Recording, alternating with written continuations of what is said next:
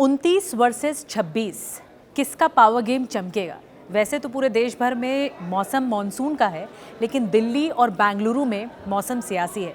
जी हाँ, एनडीए की बैठक होने जा रही है दिल्ली में और 18 तारीख को ये बैठक होगी। अपनी ताकत दिखाई जाएगी, एनडीए में कौन कौन से नए दल आए हैं वो दिखाया जाएगा, वो ताकत दिखाई जाएगी। तो दूसरी तरफ पूरा विपक्ष एकजुट है। एक बार फिर से ये दूसरे राउंड की बैठक है, पटना के बाद अब बेंगलुरु में हो रही है।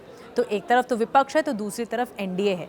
अब कुछ आंकड़ों की ये बाजीगरी है, उस पर एक बार गौर कर लेते हैं। दरअसल एनडीए की जो बैठक होने वाली 18 जुलाई को वो दिल्ली में होगी, अशोका होटल में, और बताया ये जा रहा है कि 29 दल शामिल हो रहे हैं। 29 दल में से 24 तो पहले ही एनडीए के साथ थे, लेकिन बाकी 5 दल शामिल होकर 29 का आंकड़ा बैठता है। अब जो विपक्ष की बैठक है उसमें 26 दल शामिल हो रहे हैं।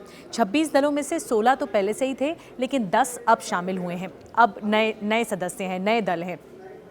एनडीए के जो सांसद हैं लोकसभा में वो 333 है मिलाकर।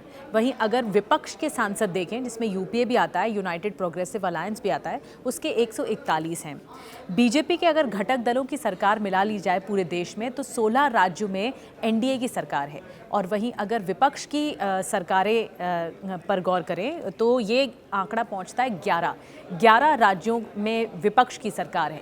तो ये तो बात हुई आंकड़ों की, लेकिन बताया ये जा रहा है कि विपक्षी जो बैठक हो रही है उसमें 3 मुख्य एजेंडे हैं। पहला एजेंडा है कि लोकसभा चुनावों से पहले तक एकजुटता दिखाई जानी चाहिए। इन चुनावों में ये सबसे बड़ा मुद्दा है, लेकिन एक बड़ा मुद्दा ये है कि मोदी को हराएं कैसे, ये सबसे बड़ा मुद्दा है। लेकिन ब्रैकेट में है लोकसभा चुनावों में एकजुटता, इसके अलावा सीट शेयरिंग या कॉमन मिनिमम प्रोग्राम जिसे कहते हैं।